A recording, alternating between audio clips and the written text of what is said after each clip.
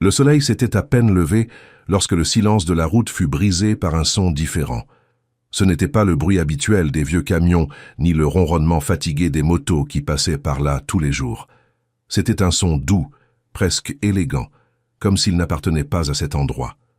La voiture noire apparut lentement, soulevant peu de poussière, comme si elle respectait le sol simple de cette route du Minas Gerais. Mariana était déjà là, comme toujours. Elle s'était réveillée avant 4 heures du matin, avait aidé sa mère à la cuisine, avait remué la pâte alors que le ciel était encore sombre dehors, avait organisé les petits pains au fromage encore tout chaud et était sortie en portant la boîte isotherme jusqu'au bord de la route. Le corps fatiguait mais le cœur non, parce qu'elle savait que chaque pain vendu était un jour de plus de médicaments garantis pour son père. Elle ajusta son tablier, attacha mieux ses cheveux et leva le visage quand elle vit la voiture s'arrêter. Elle était belle, trop grande pour cet endroit, trop propre pour cette route, différente de tout. Mais ce n'est pas cela qui attira son attention, ce fut la manière. La voiture ne s'arrêta pas avec précipitation, elle ne s'arrêta pas par nécessité, elle s'arrêta comme si elle avait été appelée, comme si elle avait été guidée jusqu'ici. La portière s'ouvrit lentement. L'homme qui en sortit portait un costume, des chaussures cirées, une posture ferme. Mais il y avait quelque chose d'étrange en lui. Ce n'était pas de l'arrogance, ce n'était pas de la hâte, c'était le silence. Un silence lourd, comme quelqu'un qui portait plus qu'il ne montrait. Mariana sourit comme elle le faisait toujours. « Bonjour. Petit pain au fromage tout chaud, fait maison. » Il ne répondit pas immédiatement. Il la regarda.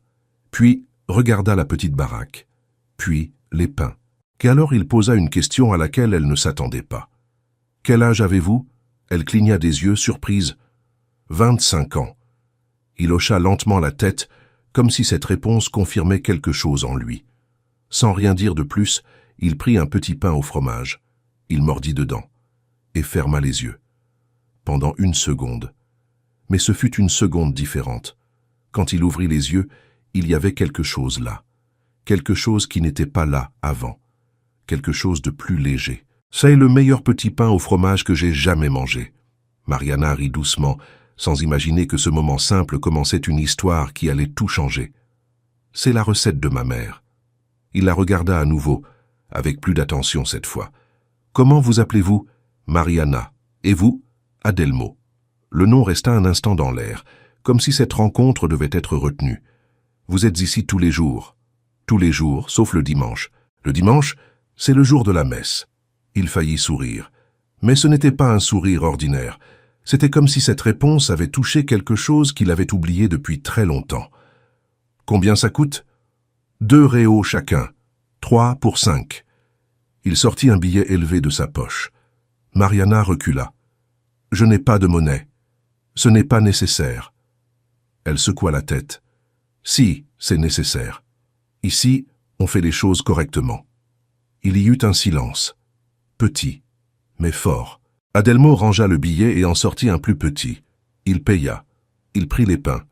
Et avant de monter dans la voiture, il demanda « Vous serez ici demain ?»« Si Dieu le veut, oui. » Il monta. Mais il ne démarra pas la voiture tout de suite. Il resta là, à réfléchir. Parce qu'il y avait quelque chose chez cette femme qu'il ne parvenait pas à expliquer. Quelque chose qu'il ne trouvait nulle part, ni dans les bureaux, ni dans les réunions, ni dans la vie qu'il avait construite. Et pour la première fois depuis très longtemps, il n'avait pas envie de partir. Mais il partit. Et Mariana resta, comme toujours. Mais ce jour-là, quelque chose devint différent. Le lendemain matin, la voiture revint.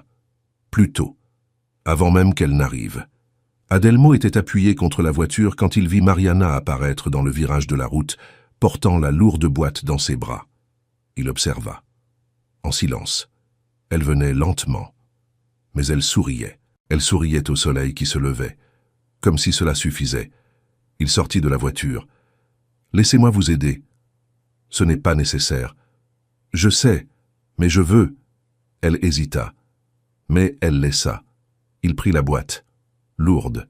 Plus lourde qu'il ne l'imaginait. Et à cet instant, quelque chose changea en lui. Parce que pour la première fois depuis très longtemps, il faisait quelque chose de simple, quelque chose de réel, sans intérêt, sans échange, seulement par envie. Ils marchèrent jusqu'à la petite baraque. Elle organisait les pains pendant qu'il observait. « Votre père vit avec vous ?» Elle s'arrêta une seconde. « Oui, il est malade. »« C'est difficile ?»« Oui, mais il y a des bons jours. Et ces jours-là, tout vaut la peine. » Adelmo resta silencieux, un silence différent, de celui qui écoute vraiment. « Et vous ne vous découragez pas ?» Elle le regarda, avec calme. « Non, parce que Dieu n'abandonne pas. » La réponse fut simple, mais elle toucha profondément. Parce que cela faisait longtemps, très longtemps, que personne ne lui parlait ainsi. Ce jour-là, Adelmo resta plus longtemps qu'il ne l'aurait dû. Il rata l'horaire. Il repoussa un engagement. Il ignora les appels, mais il ne le regretta pas. Parce que pour la première fois, il ne courait pas. Il vivait. Le troisième jour, il fit quelque chose auquel lui-même ne s'attendait pas. « Puis-je connaître votre famille ?» Mariana s'étonna, mais elle n'eut pas de refus. « Vous pouvez. Cet après-midi. » Et il y alla, ponctuel. La maison était simple, mais propre, organisée, pleine de vie. Donna Odette l'accueillit comme si elle le connaissait déjà. « Entre, mon fils, sans question, sans méfiance, seulement de l'accueil. » Ce Armando était sur la véranda. Adelmo s'assit à côté de lui, et il écouta. Des histoires simples, des souvenirs anciens, des choses que personne ne valorisait, mais qui, là, avaient de la valeur. Quand il entra à nouveau dans la cuisine, il trouva Mariana en silence. « Merci pour ça. C'est moi qui remercie. » Elle le regarda. « Pourquoi ?» Il respira profondément. « Parce que j'étais perdu. » Et il raconta. Sur le diagnostic, sur la fatigue, sur la peur, sur la vie qu'il avait, mais qui n'avait plus de sens. Mariana écouta tout, sans interrompre, sans juger. Et ensuite elle dit seulement « Alors peut-être que vous êtes arrivé au bon endroit. » Et cette phrase resta, gardée, forte. Le lendemain matin, il partit. Il devait retourner. La vie appelait, mais quand il le dit, il y avait quelque chose de différent dans sa voix. « Je dois partir. » Mariana sourit simplement. « Va avec Dieu. Tu ne vas pas me demander de rester ?» Elle répondit sans hésiter. « Non, parce que si c'est pour rester, ça doit être pour de vrai. » Il ne répondit pas. Il monta dans la voiture, et il partit. Mais il laissa quelque chose là, et il emporta aussi quelque chose. À Sao Paulo, rien ne semblait pareil. La maison était grande, mais vide. Le silence était lourd. Et pour la première fois, le succès ne remplissait plus. Les jours passèrent, mais le souvenir ne passa pas. Jusqu'à ce qu'un matin, il revint, sans avertissement, sans explication, avec une décision. Il arrêta la voiture au même endroit. Il descendit, et il dit « J'ai oublié quelque chose ici. » Mariana sourit. « Quoi ?» Il la regarda et répondit « Toi. » Elle resta silencieuse, le cœur accéléré, et il continua « Je ne veux plus vivre loin de ce qui est réel. Et qu'est-ce que tu vas faire? Rester. » Le vent passa légèrement sur la route, le soleil montait dans le ciel, et à cet instant, deux chemins se croisèrent pour de bon. Le silence qui vint après cette réponse n'était pas vide, il était plein. Plein de signification, de décision, de quelque chose qui n'avait pas besoin de beaucoup de mots pour être compris. Mariana resta à regarder Adelmo pendant quelques secondes, comme si elle essayait de confirmer si cela était vraiment réel. « Rester? Comment ça, rester ?» Il respira profondément avant de répondre. Ce n'était plus l'homme des réponses rapides, des décisions froides prises en salle de réunion. Là, devant elle, il mesurait chaque mot avec le cœur. Rester pour de vrai. Pas seulement passer, pas seulement visiter. Rester pour construire quelque chose, pour vivre une vie différente de celle que j'avais. Elle baissa les yeux un instant. Ce n'était pas facile de croire. Ce n'était pas simple d'accepter un changement aussi grand venant de quelqu'un qui, il y a encore peu de jours, était un parfait inconnu. Et ta vie là-bas? Je pensais que c'était ma vie.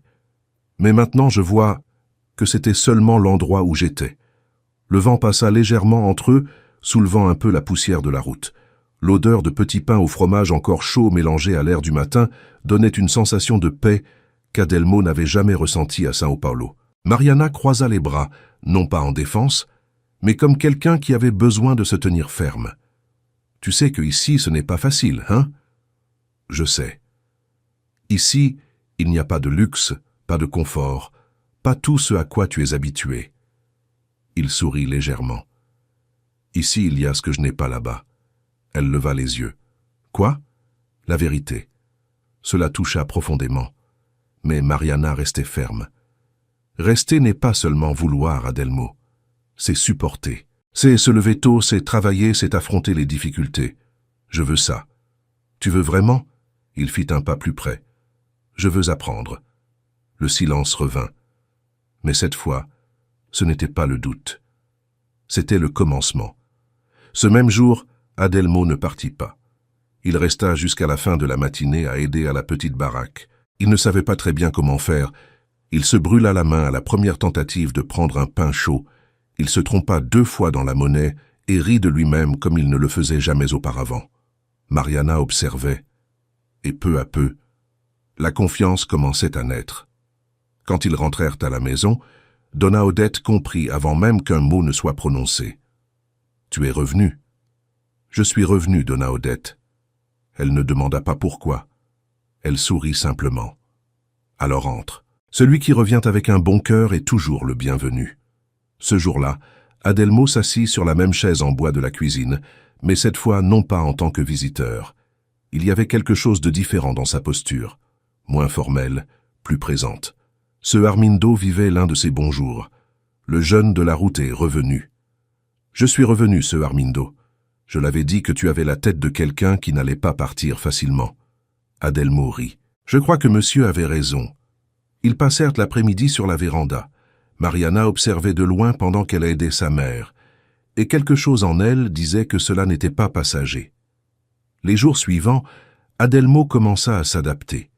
Il loua une maison simple en ville, rien de comparable à la mansion qu'il avait à São Paulo, mais pour lui, c'était plus que suffisant. Il apprit à se lever tôt. Il apprit à porter la boîte isotherme. Il apprit à supporter la chaleur de la route, la poussière, le rythme lent qu'avant il aurait jugé improductif.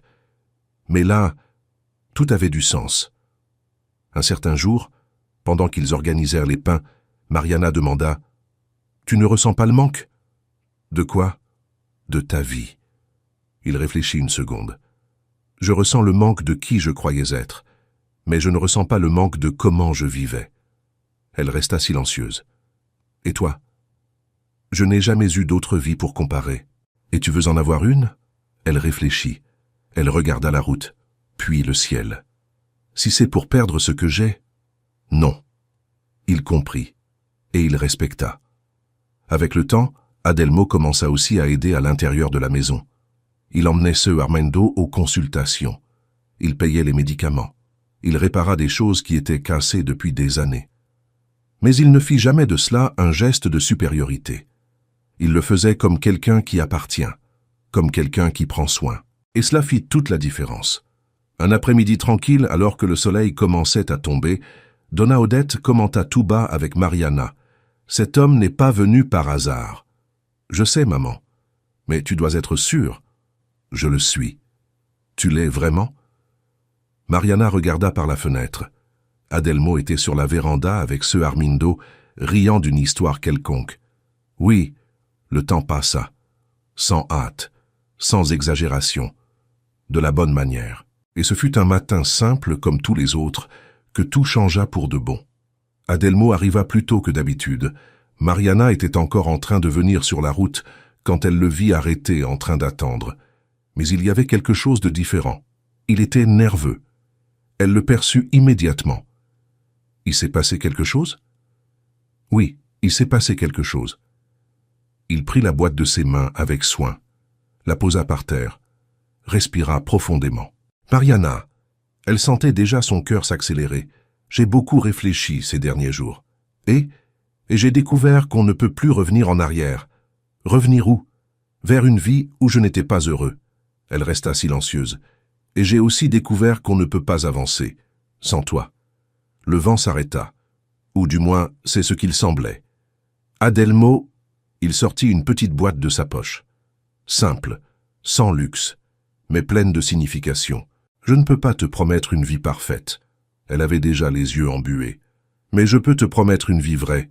Il ouvrit la boîte. Et je peux te promettre que tous les jours, je vais choisir de rester. Le monde sembla rétrécir à cet instant. Mariana, veux-tu m'épouser? Elle porta la main à son visage, respira profondément, regarda le ciel, comme elle le faisait toujours. Et dans ce petit geste, il comprit tout. Quand elle le regarda à nouveau, il y avait de la certitude. Dieu sait ce qu'il fait. Il sourit. Est-ce un oui? Elle rit entre les larmes. C'est un oui. Il mit la bague, et là, sur cette route simple, avec l'odeur de petits pains au fromage dans l'air, deux destins s'unirent. Le mariage fut comme tout dans cette histoire. Simple, mais vrai. Une petite église, des fleurs du jardin, de la nourriture faite maison, et un amour qui n'avait pas besoin de luxe pour exister. Ce Armindo eut l'un de ses jours les plus lucides. Il entra dans l'église aux côtés de sa fille, et dit avant de donner sa main, « Prends bien soin d'elle, jeune homme. » Adelmo répondit avec fermeté, « Je vais prendre soin. » Et il prit soin. Dans les mois qui suivirent, la vie continua, sans hâte, mais avec un but. La santé d'Adelmo s'améliora. Son cœur ralentit. L'anxiété disparut. Et pour la première fois, il était en paix. Mariana continua d'être celle qu'elle avait toujours été, forte, simple, pleine de foi, et maintenant, accompagnée.